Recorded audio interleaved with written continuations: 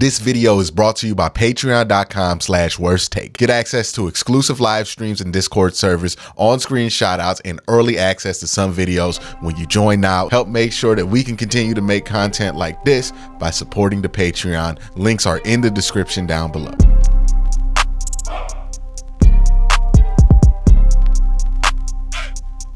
Hey, what's up and welcome to Comment Commentary, the show where I look at the comments over the week of videos and respond to you and things that you're saying in the comment section down below. So let's just kind of jump into it. The first video we're going to be talking about, at least the comments about, is how Myles Garrett could get 20 sacks in 2023. First comment is from Pee Wee, who says, yes, nowadays sacks aren't the end all be all, but fans still look at that specific stat as the benchmark for elite edge rushers. Myles is getting at least 20 sacks. Myles getting at least 20 sacks and winning DPOY would cement his legacy. Fans are getting more informed in regards to other ways of affecting the quarterback. Yeah, I would say that's true. I say in general, the conversation around edge rushers is more nuanced than who has the most sacks. Sometimes it gets into help. Sometimes it gets into pressures. Sometimes we even be digging up pass rush win rate. When we talk about edge rushers, sacks, and everything else, we can try to boil it down to one stat, but that's not going to be reflective of the whole story. Whenever somebody brings up TJ Watt, whenever somebody brings up any other edge rusher, I say if we were redrafting all the players and we drafted edge rushers on just one day, the first choice would be between Myles Garrett and Micah Parsons. That's the first two people that are going off the board. Myles Garrett, Micah Parsons, and then everybody else can go after that, because those are the two most individually dominating, versatile defensive players in football right now, right? Aaron Donald, if this were a couple years ago, he would obviously go number one overall. But if we're talking about 2023, Myles Garrett, Micah Parsons, and then everybody else. And that's because these guys affect the team in so many different ways. And some people, if you're not looking at it fully, you can easily miss it. Super Bowl or bust expectations from the national media. My man Ed Felix says, I feel like if Deshaun wins 2 playoff games under his current contract, that's a W because Browns have never experienced that feeling. See, that's something I violently disagree with. I don't care how low our expectations are or I don't care how low the bar is, if you want to use that term, for the Cleveland Browns. I don't care what we haven't done before. If you put together a team that can win the Super Bowl, the goal should be to win the Super Bowl. I don't care. It doesn't matter. If you felt like this roster could win a Super Bowl in Baltimore, if you felt like this roster could win a Super Bowl in Pittsburgh, if you felt like this roster could win a Super Bowl in New England, in Philadelphia, in literally any other city than this, I'm not about to lower the bar because the city we play in. What kind of stuff is that? No, if you think the roster is good enough to win the Super Bowl, the roster is good enough to win the Super Bowl. The expectation should be that. It shouldn't be, oh, well, I'll just be happy with the playoff game because we've never seen a playoff game. No. If we had a win a playoff game roster and that's what we were paying for, I would have no problem with that being the expectation. But we don't have a win a playoff game roster. If Deshaun Watson plays, well, we have more than a win a playoff game roster. Not saying that I expect them to win the Super Bowl this year. That's literally what I argued against in that video. But within the 5 years, the goal is to win the Super Bowl. If you don't want to set the bar high because you're worried that it's not going to get reached and you're going to be disappointed, that's on you. But that's not what the bar should be. You signed Deshaun Watson for $230 million. I understand that at some point during that contract, you're going to want a Super Bowl. But that's the expectation for any quarterback that signs a record-setting deal in any way, right? If Jalen Hurts doesn't win the Super Bowl in the next 5 years in that contract, people are going to be upset. If Pat Mahomes didn't win the Super Bowl and within that contract, people would have been upset. If Josh Allen doesn't win the Super Bowl in the next, you want to know how true this is? Listen this year, how different how much difference there's going to be about how the media talks about Josh Allen. Especially if he loses in the playoffs again this year, listen to how they talk about Josh Allen. It's going to be much different. If Lamar Jackson loses in the playoffs again this year, listen to how different they're going to. And they're already went there with Lamar, but it's going to get even crazier, right? I'm just saying, I understand where you're at, where you don't want to set the bar too high and you think that, hey, if we just break new ground as Browns fans, that'll be good enough for us, but it won't be good enough for us, because as much as we haven't experienced success, we know what successful rosters should look like, and we know that we have a roster that should win. The Guardians not being successful or not being overtly successful in the 70s and 80s didn't make not winning the World Series in 95 any less disappointing when you had one of the best rosters of all time. Just because the bar low don't change anything about what that roster should do. That's all I'm saying. We're not celebrating the baseball team in 95 just going to the World Series but losing in 6 to the Braves, because we know that roster was better than that. Just because the bar was low the decades before. That's not how that works. All right, this next video is about no, Watson won't throw for 5,000 yards, but that is a good thing. First comment on here was from Insole, who says, it seems like QBs tend to put up crazy numbers when the defense is bad. Pat Mahomes' 50-plus touchdown season was when KC's defense was absolutely terrible. When Matthew Stafford had to sling it around Detroit, his defense was always inconsistent, plus having Calvin Johnson helps, Kirk Cousins last year, Justin Jefferson, a running back, and Dalvin Cook. That is great in the pass game, but in a bad defense. I would say this.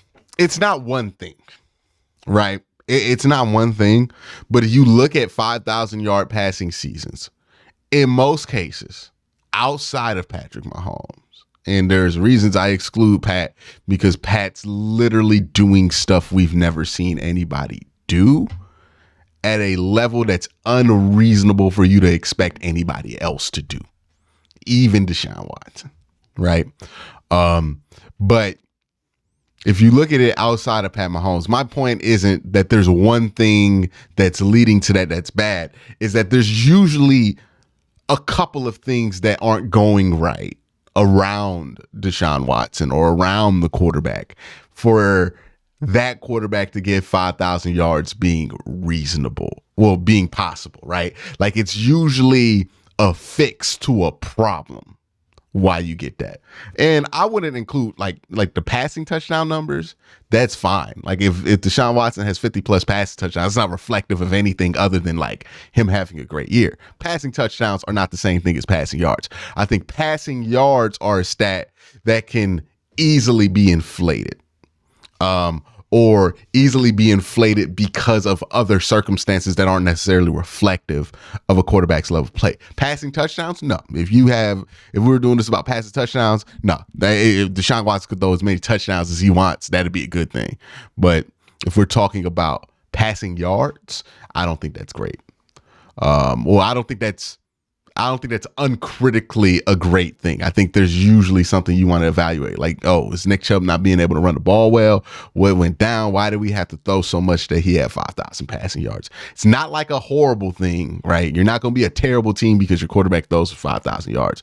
But I think your team would be better off if he didn't have to throw for 5,000 yards, because that means that you have more variety on offense, is my point. Chris says, Pat Mahomes had 5,200 yards with 648 attempts.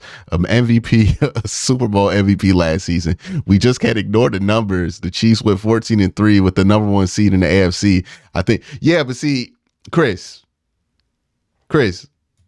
literally in the video, I say Pat Mahomes is an outlier because he has these passing numbers with no evidence of his running game being bad.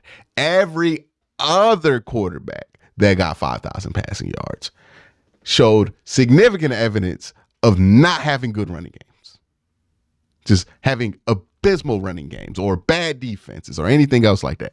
Pat Mahomes is the one example where it's like, nah, they just throw that much with him because he's that good. And there's one Pat Mahomes. I know some people think that like Deshaun could be Pat Mahomes. I'll believe it when I see it. I think Deshaun could be really good. Top 5 even at his best. He ain't Pat, right? And that's not a shade to anybody, dog. There's one. So what Pat Mahomes does is not an example of what's going to work for everybody else. It just isn't. You know what I mean? What works for Pat in the Kansas City Chiefs. That's not going to work for everybody else. The Houston Rockets didn't win their 2 championships because they was trying to be like Mike, right? They won those 2 championships because Mike wasn't there. It just is what it is. Pat's really good. You're going to have to find a way to beat him if you want to get to a Super Bowl. But don't think that what works with Pat's going to just work with you automatically, because the stuff that works with Pat works because he's Pat Mahomes, is basically my point. Not because they found out some cheat code to make every quarterback really good. These Browns are going to take huge leaps in 2023. Comment from this video says, I think the position is going under the radar is David Njoku. It's all about wide receivers right now, and rightfully so. The Chief, like all other receivers, should thrive with Watson. I'm curious to see what Jordan Atkins is going to do. I don't know where to land on David Njoku, to be honest with you, because it seems like every year I think this is going to be the year with David Njoku, and then like he ends up with like 600 yards receiving, and it's good. And there's moments where I'm like, he about to take off, and then something just happens where I think he gets injured, or he just misses a couple games, or he's just off for like 3 weeks in a row. So, you know, I'm expecting David to be David, which is, hey, I hope he gets 700 yards. That would be a career high for him. Jordan, I think he's going to be Jordan, right? I think between the 2 tight ends, you're probably going to have 11 touchdowns, 1,300 yards, and that'd be really good. Well, no, not 1,300 yards. 1,100 yards. 1,100 yards, maybe 10 touchdowns, I would think would be great if you can get that between both your tight ends. Cottonwood Slim with the next comment says that the Browns were playing the Browns offense versus defense. Which cornerback would you put on Amari Cooper? Denzel because he's the best overall, or Greg because he's the best technician? Also, what is Amari excellent at, or something else? See, this is a hard question to answer, because if you're asking me like on a one-on-one drill, what would be most entertaining? It would be Denzel versus Amari, because they both have the same kind of like speed profile. Amari's a much bigger person than him, but the jump ball stuff, I don't think Amari's going to be able to get that over Denzel. But if we're asking like if we're playing each other, like the Browns were playing the Browns in some kind of simulation, that would heavily depend on what coverage they're in. So if you have cover 3 going and Amari's on the outside, and you got to carry him, I want Denzel there, because Denzel has the recovery speed that if he gets beat by Amari on a route, that it's not going to blow the entire defense, because he's not going to necessarily have safety help over top. But if it's like a cover 4, or even like a 6 side, well, 4 side of a cover 6, or we're talking about cover, like, you know, anything with like 2, anything with help over top, then you can feel comfortable putting Greg on him, because if he gets beat, then somebody else can just pick up Amari. So that's kind of how I would think about it. But Browns, you're sleeping on.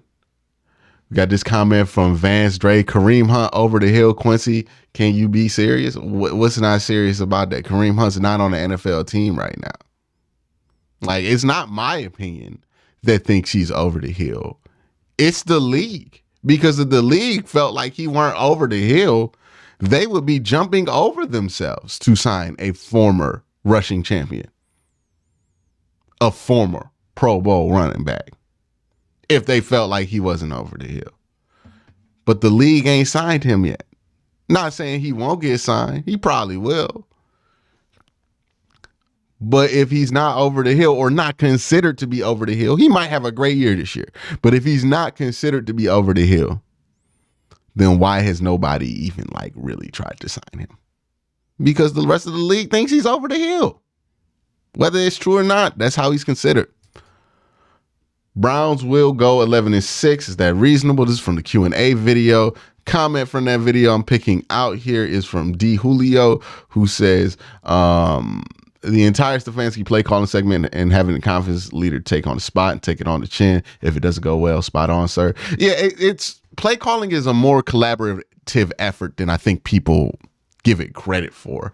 And part of what makes it a collaborative effort is that play call sheet, the Denny's menu that you see on Sundays that coaches have, where they have all of these things on there. Well, what's on that Denny's menu? It's a menu of play calls. It tells you exactly what the staff feels like we should call on this situation or this situation. And how that play sheet is made is throughout the week. The head coach, the offensive coordinator, and everybody else that's an offensive coach meets all week to put plays there. Hey, this week on 3rd and short situations, I've seen, if you're a wide receiver coach, here's how you can contribute. If you feel like, hey, this week on 3rd and short situations, or even if we're in a 3rd and plus or 2nd and plus situation, I notice that this corner likes to kind of jump inside. So we could do if we can run kind of like a sluggo or something like that, have something that he could bite on, the double move, I feel like that will be successful. So let's put a concept like that in there on the play sheet on 3rd and long. And I also feel like these guys, they don't tackle our guys well. So we could go ahead, throw something underneath on 3rd and short. I think that will be really successful. If running back coaches can say they see something that they want to take advantage of on these down and distances, and they can work to get those plays put in. Offensive line coaches can see something on the defensive line. Hey, they have this tendency to kind of shade upfield. So we could take advantage of that, put some play action calls in. I think those would be really successful on these down and distance situations. Same way that we go with tight ends, it goes on with quarterbacks and everything else. That's how the play sheet gets put together. Everybody does research on their position group and then reports back what they feel like will be successful against the opposing team in certain situations. And then they put the plays that can exploit those weaknesses into the play call sheet so that when they get into this situation, they know it. And then during the game, let's say somebody sees something, we're like, hey, we can run this on this. Then during the game, that's the adjustment that gets put into the game. These coaches are always talking to each other. They're always collaborating with each other, and it's out of necessity, right? So the thought that like Kevin's like the only one taking input on these play calls and the only one saying things and the only one making these decisions is like, no. He's not the only one making those decisions, but he has to call the plays because he's the head coach, because he's ultimately responsible for the work of everybody else underneath him. And if he doesn't take responsibility for that work, then that's not being a good leader. You know what I mean? I hope people understand what I'm saying.